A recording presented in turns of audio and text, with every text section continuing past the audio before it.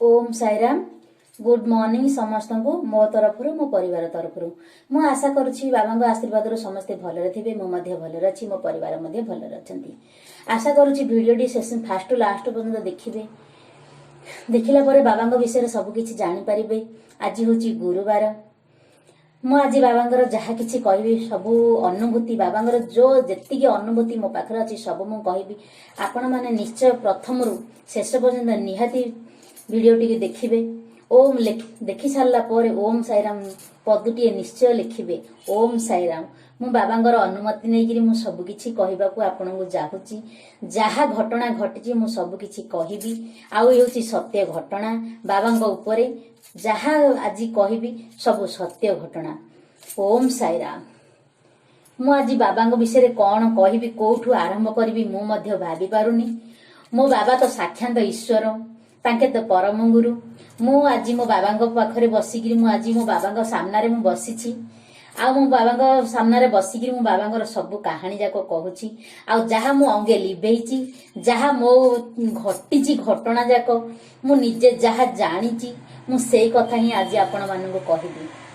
मु भाबिथिली आगुरु कहबी किंतु मु कहि पारु नथिली।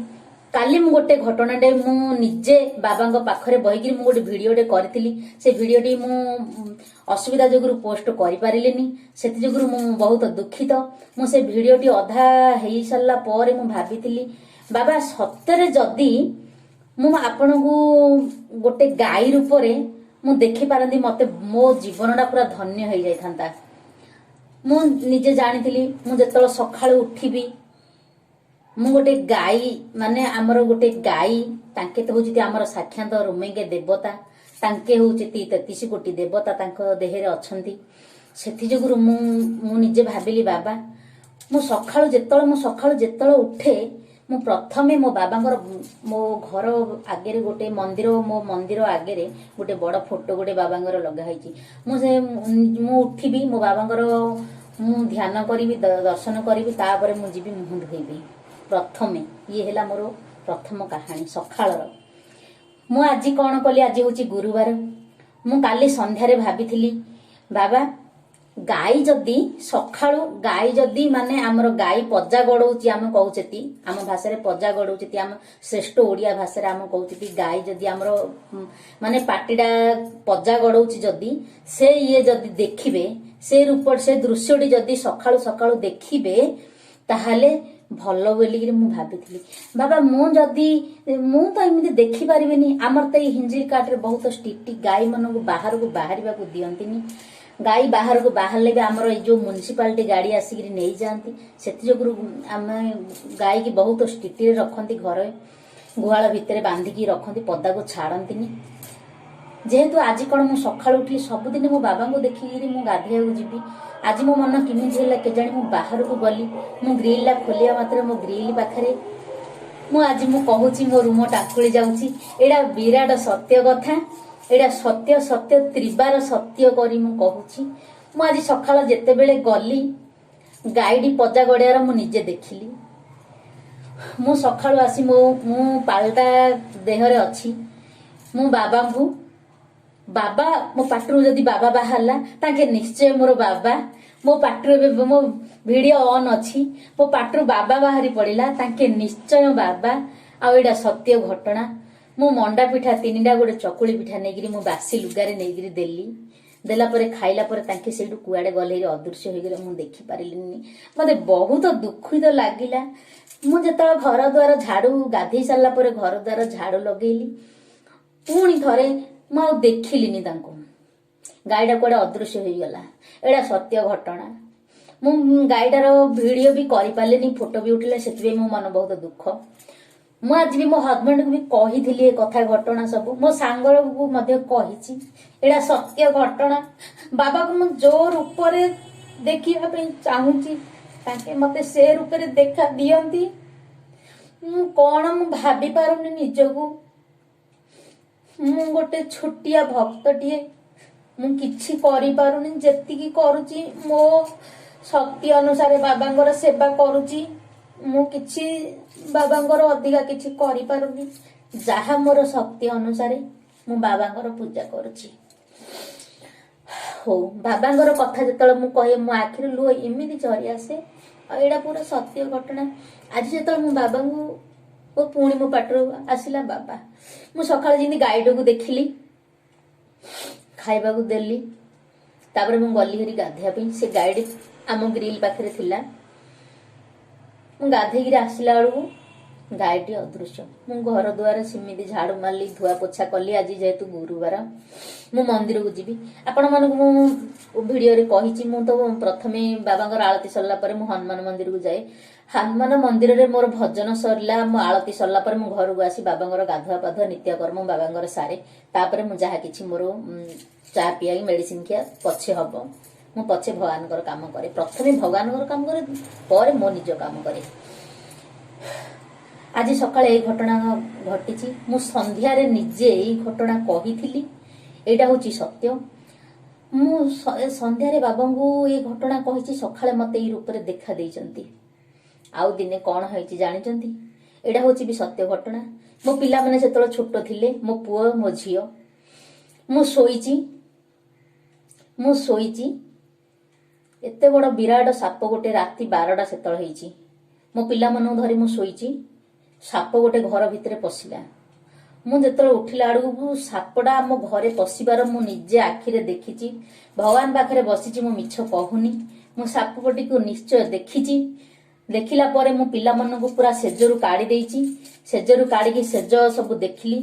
ମୁଁ ବାବାଙ୍କର ରୁମ ପହଡ ପଡିଯାଏ, ଯେହେତୁ ରାତି 12ଟା ହେଲାଣି, ତ ବାବାଙ୍କର ତ ସେଜ ଆଳତି ରାତି 8ଟାରେ ମୁଁ କରିଦିଏ, ପହଡ ପକାଇ ଦିଏ। ମୁଁ ବାବାଙ୍କୁ କହିଲି, ବାବା ମତେ କ୍ଷମା କରିବ, ସେଇ ସାପଟି କେବଳ ବାବାଙ୍କର ରୁମରେ ପଶିଗଲା। ମୁଁ କହିଲି, ବାବା ମୁଁ ପିଲା ଦିଟାକୁ ଧରି କେମିତି ଶୋଇବି? ସାପଟି ତ ଆପଣଙ୍କ ରୁମରେ ପଶି ଯାଇଛି, ମୁଁ କେମିତି ଶୋଇବି ମୋ ପିଲାମାନଙ୍କୁ ଧରି? ମତେ କ୍ଷମା କରିବେ, ଆଉ ମୁଁ ରୁମଟି ଖୋଲିବି, ମୁଁ ଖୋଲିକି ଦେଖିବି, ସାପଟିକୁ ବାହାର କରିବି, କାହାକୁ ଡାକିକି ବାହାର କରିବି। ଯେହେତୁ ମୋ ହଜବେଣ୍ଡ ବାହାର ରହୁଛନ୍ତି ସୁରତରେ, ସେଥିଯୋଗୁଁ ମୁଁ ଭାବିଲି ମୁଁ କାହାକୁ ଡାକିକିରି ବାହାର କରିବି। ମୁଁ ସାପଟା ଦେଖି ସାରିଲା ପରେ କାହାକୁ ଡାକିରି ସାପଟାକୁ କାଢିବି। ମତେ କ୍ଷମା କରିବ ବାବା, ମୁଁ ଆପଣଙ୍କ କବାଟଟିକୁ ଖୋଲିବି। ମୁଁ ଯେହେତୁ ଖୋଲିଲି କବାଟଟିକି, ଖୋଲିଲା କିଛି ସାପ ନାହିଁ, ସବୁ ଖୋଲା ହେଲା। ମାନେ ଆମର ଖଟ ପଡିଛି, ଖଟ ତଳ ବି ଦେଖିଲି, ସବୁ ଜାଗା ଦେଖିଲି, କୋଉଠି ବି ନାହିଁ। ସାପଟି ଅଦୃଶ୍ୟ ହେଇଗଲା। ମୁଁ କହିଲି, ଏତେ ବଡ ସାପ, ବିରାଟ ସାପ କୁଆଡେ ଗଲା? ଯଦି ଛୋଟିଆ ସାପ ହେଇଥାନ୍ତା କୋଉ ଭିତରେ, ଆମର ତ ବେଶୀ କିଛି ଅସଜଡା ହେଇକି ନାହିଁ, ସବୁ ସଜଡା ହେଇକି ଅଛି। ମୁଁ ତଳେ କୌଣସି ଜିନିଷ ରଖେନି, ସବୁ ତ ମୁଁ ଉପରକୁ ସାମାନ ଟେକି ଦିଏ। କିଛି ତ ନାହିଁ, ଛୋଟ ସାପ ନାହିଁ, ଏତେ ବଡ ସାପ ଗଲା। ସାପଟି ଗଲା କୁଆଡେ? ମୁଁ ବହୁତ ମତେ ଡର ଲାଗିଲା। ଚାରିଆଡେ ଦେଖିଦେଲି ଲାଇଟ ଲଗେଇ, କୋଉଠି ବି ସାପ ନାହିଁ। ମୁଁ କଣ କରିବି? ଆଖି ପିଛୁଳାକେ ସାପଟି ଗଲା କୁଆଡେ? ମୁଁ ବହୁତ ଭାବିଲି, ସାପଟି ଗଲା କୁଆଡେ? ତାପରେ ମୁଁ କଣ କଲି? ସାପଟିକୁ ଯେତେବେଳେ ମୁଁ ଘଟଣା ଟିକେ ଦେଖିଲି, ସାପଟିକୁ ମୁଁ କଣ କଲି?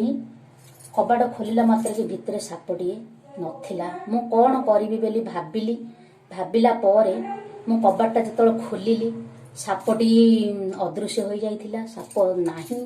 କଣ କରିବି ବୋଲି ଭାବିଲା ପରେ କଣ ହେଲା? ମୁଁ ଶୋଇ ପଡିଲି। ଡରି ଡରି ପିଲା ଦିଟାକୁ ଧରି ଶୋଇଲି। ପିଲା ଦିଟା ଛୋଟ ଥିଲେ। ମୁଁ ଶୋଇଲା ପରେ କଣ ହେଇଛି?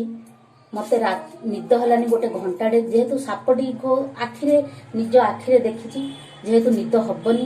ସାପଟିକୁ ମୁଁ ନିଶ୍ଚୟ ଦେଖିଛି ଆଖିରେ, ସେଥିପାଇଁ ବୋଲି ମତେ ନିଦ ହବନି। ସେଥିପାଇଁ ବୋଲି ମୁଁ କଣ କଲି ନା, ସାପଟିକୁ ଯେତେବେଳେ ଦେଖିଛି, ନିଦ ତ ହବନି। ଆପଣ ମାନେ ଦେଖନ୍ତୁ, ନିଜେ କରନ୍ତୁ। ଯଦି ସାପଟା ଆପଣଙ୍କ ଘରେ ଯଦି ଦେଖିବେ, କେବେ ନିଦ ହବ କି? ହବନି ନା।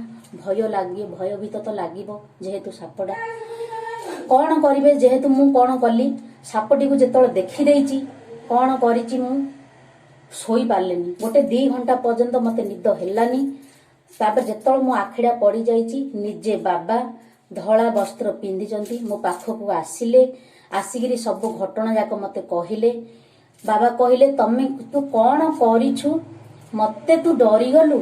ତୁ ମୋର ଭକ୍ତ ହେଇଛୁ। ମୁଁ ବାହାରକୁ ବୁଲିବାକୁ ଯାଇଥିଲି, ସେଇ ସମୟରେ ତୋର ନିଦଟି ଭଗ୍ନ ହେଇଯାଇଛି। ତୁ ମତେ ଦେଖିଦେଇଛୁ, ତୁ ଭୟଭୀତ ହେଇଯାଇଛୁ। ତୁ ଭୟ କରିବାର କିଛି ନାହିଁ। ତୁ ଭୟ କରେନି। ମୁଁ କହିଲି, ହେ ପ୍ରଭୁ, ବାବା ମତେ ଏ ରୂପରେ କେବେ ବି ଦେଖା ଦିଅନ୍ତୁନି। କଣ କରିବି? ଏଇ ଘଟଣା ଯାକ ମୁଁ ନିଜେ ଅଙ୍ଗେ ଲିଭେଇଛି। ଆଉ ମୁଁ କଣ କହିବି? ବାହାରୁ କିଏ ଡାକୁଛନ୍ତି, से मुझे टिके आसूची तापर मैं पुणी भिडियोटी स्टार्ट करी।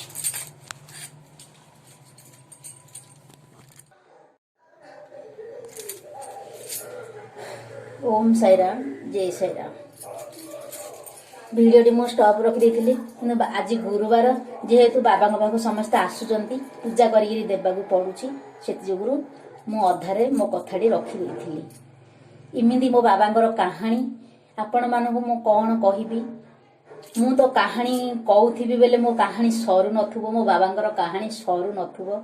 मो पाखरे एतिकी अनुभूति मो बाबांकर अछि।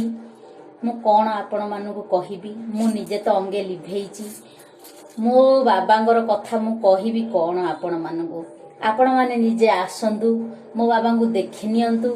मो बाबांकु जहा मागिबे मो बाबा ताहा देबे।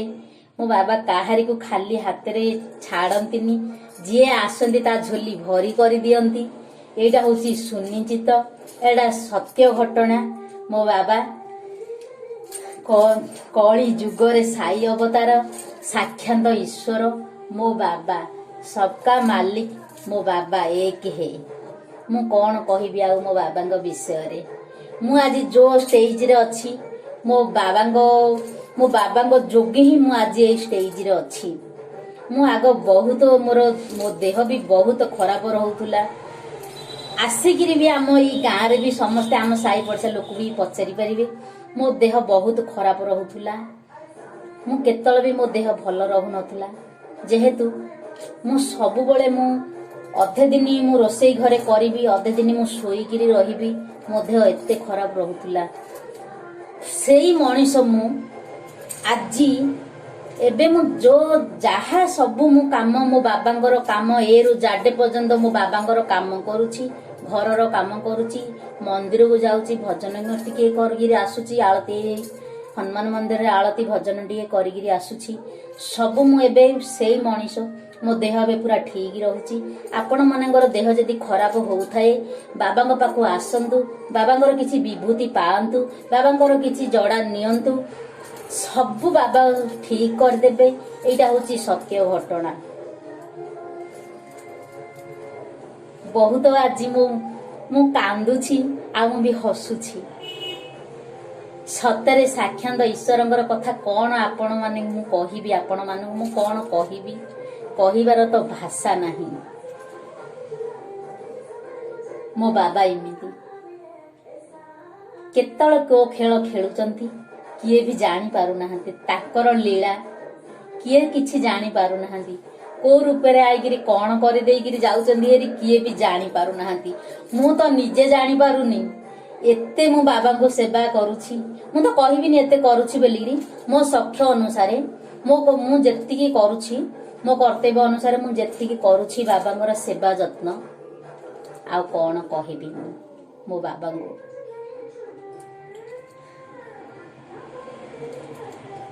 आज बहुत खुशी लगुची।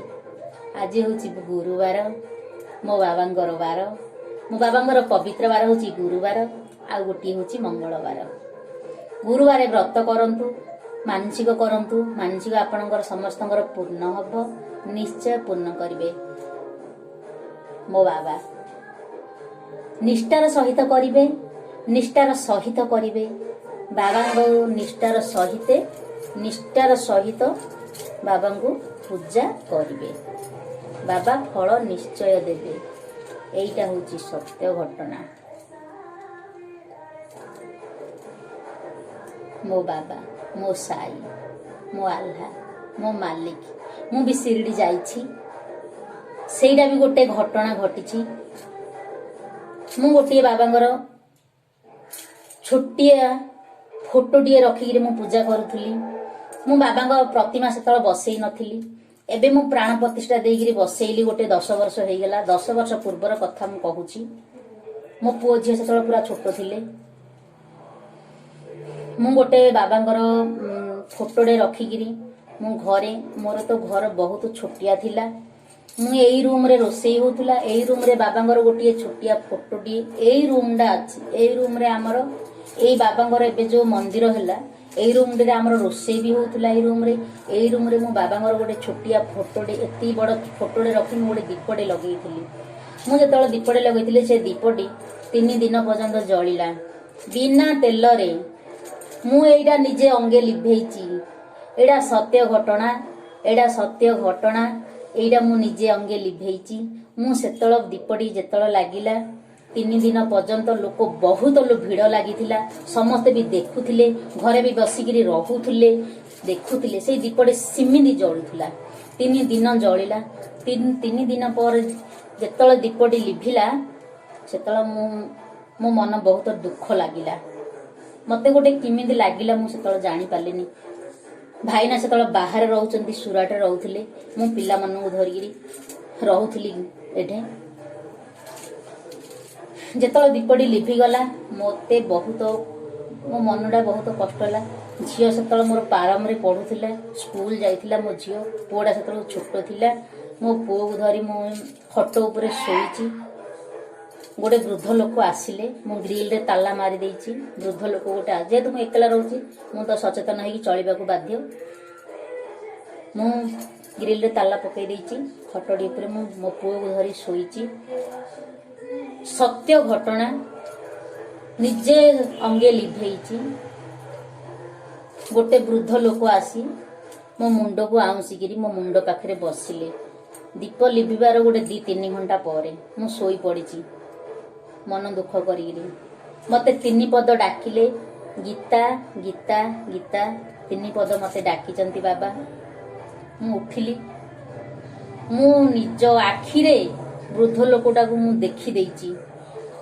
आपण माने कोन भाबिबे जेहेतु बारीपटे कबाड़ दिया है कि दांड पटे कंची पड़ी घर भीतर को बुढ़ा लोकटे आसिला किमिदी आपण माने भी भयभीत हेई जिबे।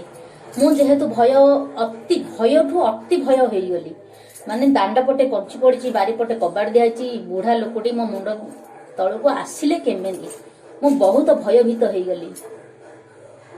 भयभीत होइकिरी मु बाहर को जेतळ कंची खोलिबा को गली आमर मु जण को डाकिली बाहर आसिकिरी मु कहली कि गोटे बुढ़ाटे देखिला आसी क्यों बुढ़ा किए नाई शून्य हो गले। मते सेतळकू मो देहरे पूरा गम गम झाळ बहु थाए। बहुत शीत दिन थिला। मो देह बहुत गम गम झाळ बही मते जर पळी आसिला। सेटा गोटे होची मो पे गोटे अनुभूति। मो बाबा को मु निश्चय देखिची सेटा भी। तापरे मु गोटे दिन सोईची। मो देह सेतळ बहुत खराब थिला। मते बाबा निजे कहले तू शिरडी माटी रे पाद दे तो देह 100% भल होई जिवो। मु शिरडी गली। मासे पर मो हजबैंड को ए कथा जणैली। मु जणै सारला परे मो हजबैंड कहले हां आस। तांके टिकेट कले। मु एकेला मो झियो को धरिगिरी गली। मु शिरडी हजबैंड सांगरे शिरडी जाई दर्शन करिगिरी आसिली। मु शिरडी माटी रे जिमिदी पाद पकेइची मु सत कथा कहूची मो देह सेबुडू मते पूरा भल लागुची। मु जेतिकी मोर रोग थिला 90% रोग मोर भल हेई गला। एबे तो देह हेइकिरी रोग हबो हमकू सेटा टिके निखे कथा आमे देखिले चली परिबानी। एबे हेउची किंतु देह हेई रोग हबो एडा सत। आ से कथा को आमे भाबिले हबोनी। मते जेतिकी रोग होउथुला आपण माने केतळे भी घर को आसी मो हजबैंड को पचारि मते केतिकी रोग होउथुला। मु सुराट रे 8 वर्ष 10 वर्ष रहिची। मु गोटे दिन रोषेई करी मो हजबैंड को देई पारिनी। मते बहुत दुख लागुची। तांके कामरो आसीबे निजे रोषेई करिवे खाइबे मोते मेडिकल धरिगिरी जिबे। मु तांकर सेबा किछि भी करिनी।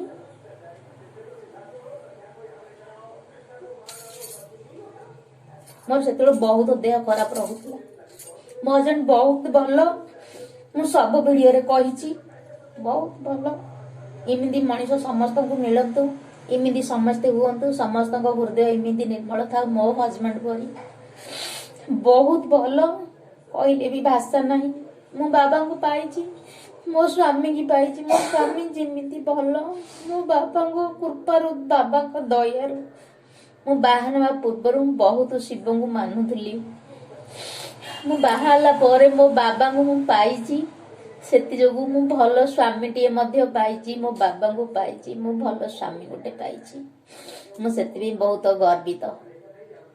मु आ कोन कहबी मो बाबा तो मो पाखरे अछंती आ ए सब अनुभूति आपण मानकु सब तो मु कहिली।